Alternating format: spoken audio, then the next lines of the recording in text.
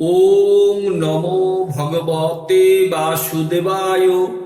ব্রজে প্রসিদ্ধং নবনীত চৌরং গোপাঙ্গনানাং চ দুকুল চৌরং অনেক জন্মার্জিত পাপ চৌরং চৌরাগ্র গণ্যং পুরুষং নমামি। শ্রী রাধিকায়া হৃদয়স্য চৌরং নবম্বুদশ্যামল কান্তি চৌরং পদাশ্রিতানাং চ সমস্ত চৌরং চৌরাগ্রগণ্ডং পুরুষং নমামি। অকিঞ্চনিকৃত্যং পদাশ্রিতং নিজ করতি ভিক্ষুং পথি গেহহীনম কেনাপহ ভীষণ চৌর ইদৃক দৃষ্ট শ্রুতবান জগত্রয়োপি। যদিও নমাপি হরতশেষম গিরিপ্রসারণপি পাপরাশিম আশ্চর্য রূপ ননু চৌর ইদৃক দৃষ্ট শ্রুতবান ময়া কদাপি। ধরং চ মানং চ তথেন্দ্রিয়াণি পরাস্য হিত্তিয়া মম সর্ববেব পলায়সে কুত্র ধৃত হৃদচ্চরৌ তং ভক্তি দমনাশি ময়া নিরুদ্ধ। ছিনৎসি ঘোরং যমপাশবন্ধম ভিনস্যি ভীমং ভবপাশবন্ধম ছিনস্যি সর্বস্য সমস্ত বন্ধম নৈবাত্তান ভক্ত কৃতং তু বন্ধম। মন্মাসে তামস রাশি ঘরে কারাগৃহে দুঃখময় নিবন্ধ লভস্বাহে চৌর হয়ে চিরায় সচর্য দশ চিতমেব দণ্ডম। কারাগৃহে বস সদা হৃদয়ে মদিয়ে মদ্ভক্তি পাশ দৃঢ় বন্ধন নিশ্চলসং ত্বাং কৃষ্ণ হে প্রলয় কোটি শতান্তরেऽপি সর্বস্ব চৌরং হৃদয়ন্যহি মোচয়ামি। অনন্ত কোটি ব্রহ্মাণ্ডের অনন্ত বৈষ্ণব ভক্তের আতুল চরণে জানাই আমার বিনম্র ভক্তিপূর্ণ প্রণাম। শুরু করছি আজকের শ্রীপাঠ। আজকের বিষয় মলমাস বা পুরুষোত্তম মাস বা অধিক মাস। 1427 বঙ্গাব্দে আশ্বিন মাস মলমাস। স্মার্তমতে বৎসরকে 12টি ভাগে ভাগ করে 12 মাসে সকল প্রকার সৎকর্ম নিরূপণ করেছেন। বর্ণাশ্রমগত সমস্ত কর্মই যখন 12 মাসে ভাগ হয়ে গেল তখন অধিক মাস কর্মহীন হয়ে গেল। এবার আসি 12 মাসের সৃষ্টির কথায়। আকাশে চাঁদের অবস্থানের ওপর নির্ভর হয়ে মাস সৃষ্টি হয়।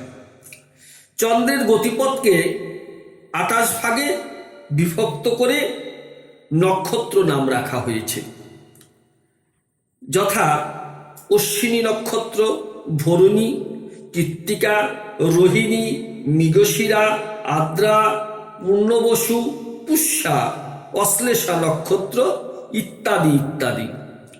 প্রতিটি মাসের নামকরণ এই নক্ষত্র থেকে এসেছে। প্রতিটি মাসের নাম এসেছে সেই মাসের পূর্ণিমাতে অবস্থিত নক্ষত্র নাম থেকে। অর্থাৎ পূর্ণিমার দিন চাঁদ যে নক্ষত্রে অবস্থান করে সেই নক্ষত্রের নাম অনুসারে 12 মাসের নাম হয়।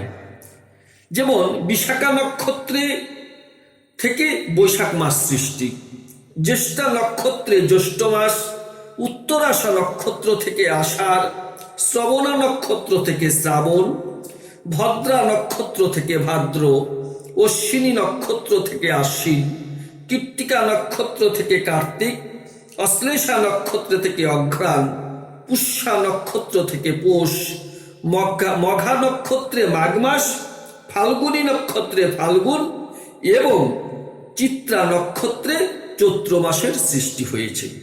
এই হলো 12 মাসের সৃষ্টি। এবার আসি রাশির কথায়।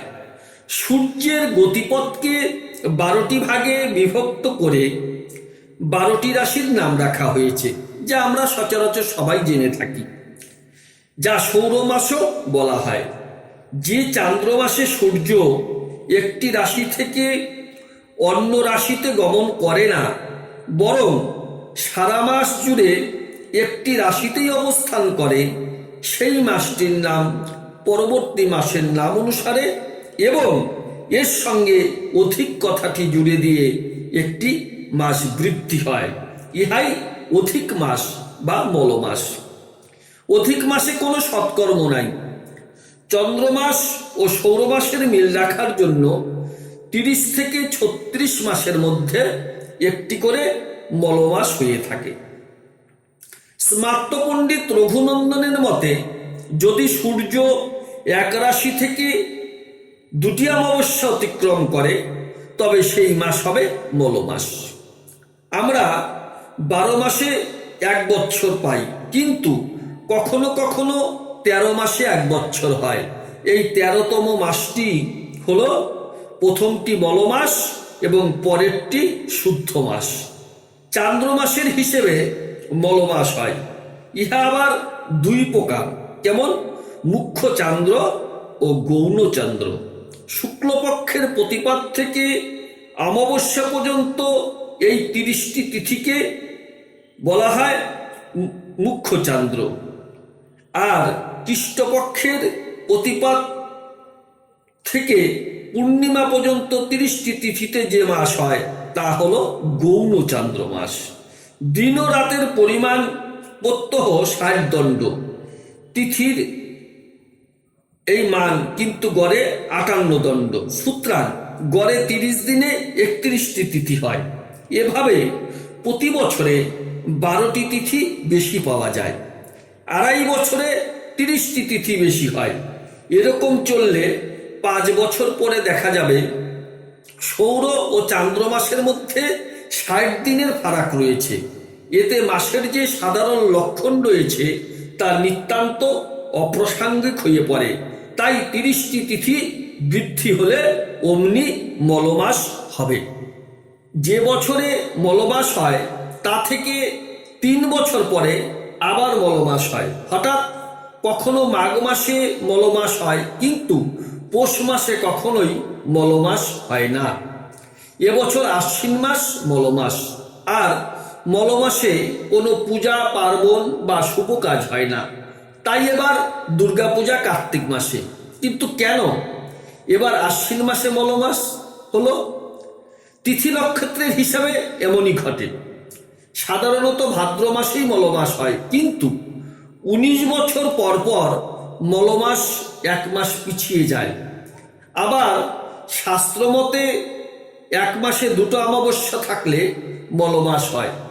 হিন্দু শাস্ত্র অনুযায়ী একমাত্র পৌষ মাস বাদে যে কোনো মাসেই মলমাস হতে পারে। ফলে প্রতি 3 বছর পর পর একটি করে মলমাস হয়। তার প্রতি 19 বছর পর আশ্বিন মাসে একবার মলমাস হয়।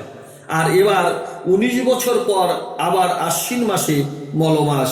তাই এবার শারদীয় দুর্গাপূজা হেমন্তকালে কার্তিক মাসে অনুষ্ঠিত হবে। স্মার্তগণ অধিক মাসকে মলমাস, অশুদ্ধ মাস বলে পরিত্যাগ করেছে, মল বা মলিন মাস ইত্যাদি নাম দিয়ে। এই মাসকে ঘৃণিত বলে আখ্যায়িত করেছেন। এদিকে পরমার্থ শাস্ত্র অধিক মাসকে পরমার্থ কাজে সর্বোপরি শ্রেষ্ঠ বলে প্রকাশ করেন। জীবন অনিত্য, জীবনের কোনো অংশই বৃথা যাপন করা উচিত নয়। সর্বক্ষণ হরিভজনে থাকাই জীবের কর্তব্য। সুতরাং প্রতি 3 বছরে যে অধিমাস হয় তাহাও হরিভজনের উপযোগী হোক, ইহাই পরমার্থ শাস্ত্রের নিগুড় চেষ্টা। আবার কখনো কখনো দেখা যায় যে ওই মাসকে সমস্ত সৎকর্ম শূন্য বলে অনেকে জানেন। তখন সর্বজীবের উদ্ধারের জন্য পরমার্থ শাস্ত্র সেই কালকে হরিভজনের বিশেষ উপযোগী বলে নির্ধারিত করলেন। পরমার্থ শাস্ত্র বলেন, এ জীব কেন অধিক মাসে হরিভজনে আলস্য করো? এই মাস গোলকপতি দ্বারা সর্বোপরি স্থাপিত হয়েছে। এমনকি এই অধিক মাস, কার্তিক মাস, মাঘ মাস ও বৈশাখ মাস, এই 3টি মাস আমাদের কাছে ধর্ম মাস, কিন্তু যে আমাদের কাছে মহাপুণ্যমান মাস তা থেকেও এই অধিক মাস শ্রেষ্ঠ। এই মাসে বিশেষ ফলপ্রদ হয় গোবিন্দ ভজনে। বৃহৎ নারদীয় পুরাণে অধি মাসের মাহাত্ম্য ৩১ অধ্যায়ে বর্ণিত হয়েছে।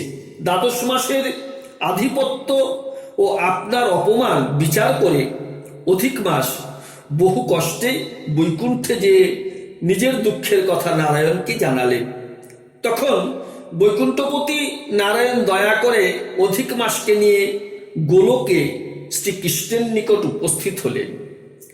শ্রীকৃষ্ণ মলমাসের দুঃখের কথা শুনে দয়াদ্র এবং কৃপাপরবশ হলেন এবং বললেন, হে রমাপতি, আমি যেরূপ এই জগতে পুরুষোত্তম বলে বিখ্যাত, তদ্রূপ এই অধিক মাসও জগতে পুরুষোত্তম মাস বলে বিখ্যাত হবে। শ্রীকৃষ্ণ বললেন, আমার মধ্যে যে যে গুণ আছে সেই সমস্ত গুণই এই মাসে বিরাজিত থাকবে। আমার মতো এই অধিক মাস অন্য সকল মাসের অধিপতি হবে। এই মাস জগৎপূজ্য ও জগদ্দন্য বলে খ্যাত হবে। অন্য সকল মাস সকাম, কিন্তু এই মাসটি নিষ্কাম মাস। যিনি অকাম বা সর্বকাম হয়ে এই মাসের পূজা করেন, তিনি সকল কর্ম ভস্মসাৎ করে আমাকে প্রাপ্ত হবেন। আমার ভক্তের কখনো কখনো অপরাধ হয়, কিন্তু এই পুরুষোত্তম মাসে ভক্তগণের কখনোই কোনো অপরাধ হবে না।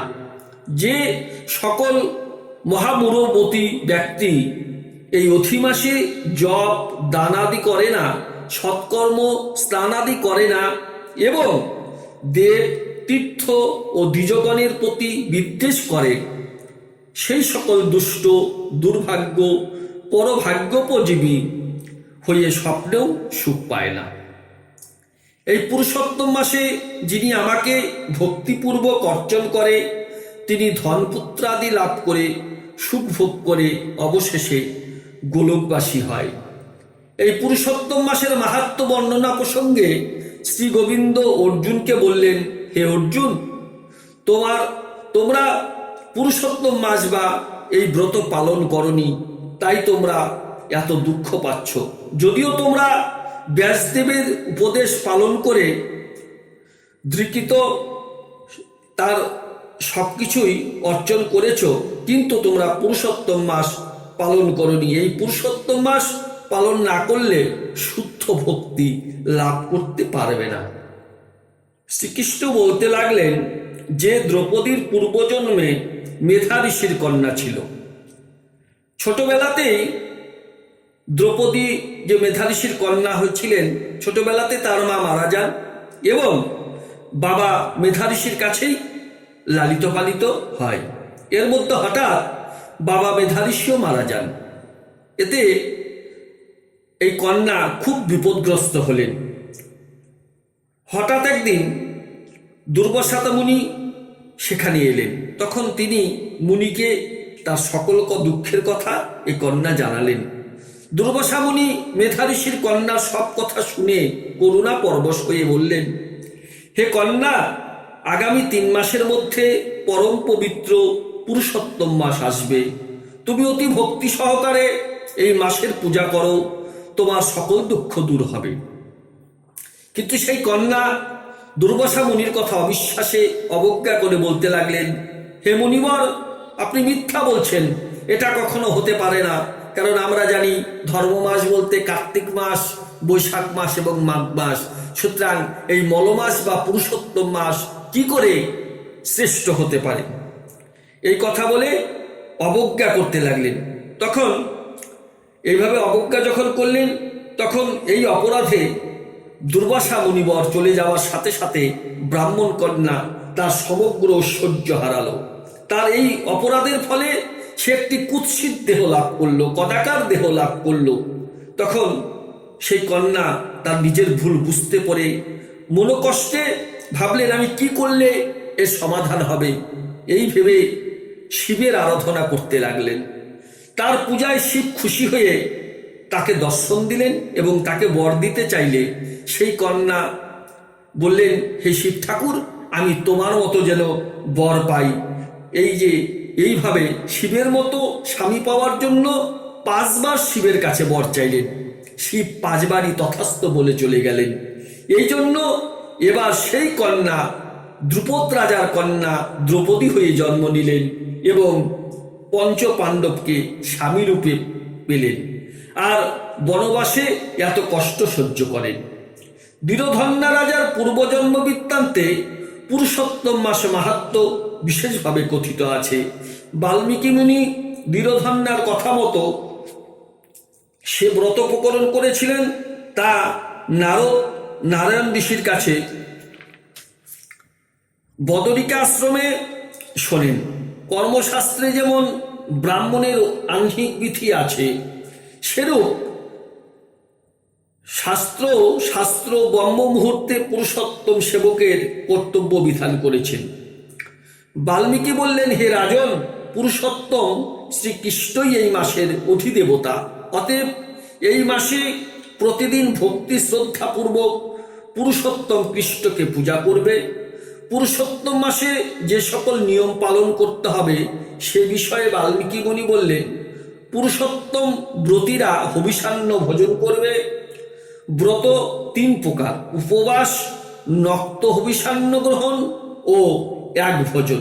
ব্রতীরা এর মধ্যে যেটি পারবে সেটি করবে। পুরুষোত্তম তুষ্টির জন্য তুলসী কাষ্ঠের দীপদান অবশ্য কর্তব্য। পুরুষোত্তম মাসে প্রত্যহ শ্রীমদ্ ভাগবত গ্রন্থ শ্রবণ আবশ্যক। সত্যযুগে হিরণ্যকশিপু ভক্ত প্রহ্লাদের বাবা স্বর্গ বিজয়ের জন্য ঘোর তপস্যা আরম্ভ করলেন। তার তপস্যায় সন্তুষ্ট হয়ে প্রজাপতি ব্রহ্মা তাকে দর্শন দিয়ে বর প্রার্থনা করতে বললেন। তখন হিরণ্যকশিপু অমর বর প্রার্থনা করলেন। ব্রহ্মা বললেন, অমরত্ব দান করার অধিকার আমার নেই, তুমি অন্য বর প্রার্থনা করো। তখন অসুররাজ হিরণ্যকশিপু বললেন যে আমায় এমন বর দিন যাতে আমি 12 মাসের মধ্যে না মরি, ঘরে বা বাইরে না মরি, দিনে বা রাতে না মরি, কোনো অস্ত্র শস্ত্রে যেন আমার না মৃত্যু হয়, কোনো দেবতা বা নর বা পশু আমায় যেন না মারতে পারে। ব্রহ্মা বললেন, তথাস্তু। ভক্তবৎসল ভগবান ভক্তের মান রাখতে প্রহ্লাদের কথায় স্তম্ভের মধ্য থেকে নৃসিংহ মূর্তিতে আবির্ভূত হলেন। যখন নৃসিংহকে মারতে উদ্যত হলেন, তখন হিরণ্যকশিপু বলেছিলেন, হে হরি, তুমি আমায় মারতে পারবে না, কারণ আমি 12 মাসের মধ্যে মরব না, আমায় ব্রহ্মা বরদান করেছে। তখন নৃসিংহ ভগবান বললেন, ওরে অসুর, শোন, এটা 12 মাসের মধ্যে কোনো মাস নয়, এটা অধি মাস বা 13তম মাস বা মল মাস বা পুরুষোত্তম মাস, সুতরাং তোর 12 মাসের মধ্যে এটা পড়ল না। আর তখন বললো, তাহলে দিনেও মরবো না, রাতেও মরবো না, এটা বর আছে? বলে, তাকিয়ে দেখ, এটা দিনও নয়, এটা রাতও নয়, এটা সন্ধ্যাবেলা। বলে, আমার বর আছে, আমি ঘরেও মরবো না, বাইরেও মরবো না। বলে, ঠিক বলেছিস, দেখ আমি ঘরের চৌকাঠে দাঁড়িয়ে তোকে মারছি। এই জন্য দেখবেন সন্ধ্যাবেলায় মায়েরা সন্ধ্যাবাতি দেওয়ার সময় চৌকাঠে জল দিয়ে থাকে। এই চৌকাঠে জল দেওয়ার অর্থ হচ্ছে নৃসিংহ অবতারকে খুশি করা। তখন নৃসিংহ অবতার বললেন যে আমি তো কোনো দেব বা পশু বা নরের হাতে মরবো না। বলে, দেখ, আমি পশুও না, আমি নরও না, আমি দেবতাও না, আমার অর্ধেকটা নর আকৃতি আর অর্ধেকটা পশু, নৃসিংহ মূর্তি। এই বলে হিরণ্যকশিপুকে নৃসিংহ অবতার বধ করেছিলেন। সুতরাং পুরুষোত্তম মাসে নৃসিংহ দেবকে পুজো করায় অধিক ফল প্রদান হয়, শাস্ত্রে লেখা আছে। আবার কোনো বছর যদি আষাঢ় মাস পুরুষোত্তম মাস হয়, তবে সেই বছর জগন্নাথের বপু পরিবর্তন হয়, অর্থাৎ নবকলেবর হয়। সে বছর স্নানযাত্রার পর অনবসর 15 দিন না হয়ে 85 দিন হয়। সেই সময় জগন্নাথের নবকলেবর অনুষ্ঠান হয়। বিগ্রহের জন্য নিম কাঠ সংগ্রহ করে মন্দিরের সামনে নির্মাণ কাজ শুরু হয়। এটা স্বপ্নাদেশ হয় যে কোথায় সেই নিম গাছ পাওয়া যাবে। 3টি নিম গাছই খুঁজে পাওয়া যায়, একটি সাদা, একটি কালো আর একটি লাল বর্ণ। একটি সাদাটা দিয়ে হয় বলরামের মূর্তি আর কালোটা দিয়ে জগন্নাথের, আর অন্যটি দিয়ে সুভদ্রার মূর্তি তৈরি হয়। সেগুলো কেটে শকটে করে মন্দিরের সামনে নিয়ে এসে অতি গোপনে এই বিগ্রহ তৈরি করা হয়। বিগ্রহের জন্য যে নিমকাঠ সংগ্রহ করে মন্দিরের সামনে এনে নির্মাণ শুরু হয়, তার তত্ত্বাবধানে থাকে দৈতাপতি। এই দৈতাপতিরা নতুন বিগ্রহ তৈরি করে, যারা নির্মাণ করে তাদের বিশ্বকর্মা বলে। 13 দিনে বিগ্রহ নির্মাণ সম্পূর্ণ হয়ে থাকে। এরপর শুরু হয় ব্রহ্ম পরিবর্তন। এই ব্রহ্ম পরিবর্তনের জন্য প্রতিটি বিগ্রহের বুকের মাঝে একটি করে ছিদ্র করা থাকে। ঘিয়ের প্রদীপ জেলে চোখে কাপড়ের পট্টি বেঁধে দৈতাপতি পুরনো বিগ্রহের ব্রহ্ম বুকের থেকে বের করে নতুন বিগ্রহে ব্রহ্ম স্থাপন করেন। এরপরে জপ, তিল, চাষ এসব দিয়ে সেই জায়গাটি ভরাট করে দেওয়া হয়। আর পুরনো বিগ্রহগুলো মকমলের কাপড়ে পেঁচিয়ে কুইলি বৈকুণ্ঠ, যেটাকে জগন্নাথের শ্মশান বলা হয়, সেই কুইলি বৈকুণ্ঠে যে দৈতাপতি এই কাজটি সম্পন্ন করেন, 9 হাত বাই 6 হাত গর্ত করে এই পুরনো জগন্নাথদের সমাধি দেওয়া হয়। কথিত আছে, যারা এই যে দৈতাপতি এই কাজটি সম্পন্ন করেন, তিনি বেশি দিন বা 1 বছরের বেশি বাঁচে না। এই উৎসব কখনো 12 বা কখনো 19 বছর পর আষাঢ় মাস পুরুষোত্তম মাস হতে পারে। সুতরাং এই পুরুষোত্তম মাসের এত মাহাত্ম্য যে বলে শেষ করা যাবে না। এই মাস সম্বন্ধে নারদমুনি বলেছিলেন যে পুরুষোত্তম মাস সকল মাসের ব্রত এবং তপস্যার মধ্যে শ্রেষ্ঠ। এই মাস ভক্তিভাবে কৃষ্ণ আরাধনা করার মাস। যে এই মাসে ভক্তি চিত্ত মনে পবিত্র দেহে স্নানাদি করে কৃষ্ণ আরাধনা করে, সে ব্যক্তি কৃষ্ণ ভক্তি অবশ্যই লাভ করতে পারবে। যে এই ব্রত পালন করে, সে বিশেষ স্বীকৃতি লাভ করে চিন্ময় ধাম প্রাপ্ত হয়। জয় পুরুষোত্তম প্রভুর জয়। জয় নিতাই, জয় গৌর, জয় রাধেশ্যাম। আজকে এখানেই বিশ্রাম।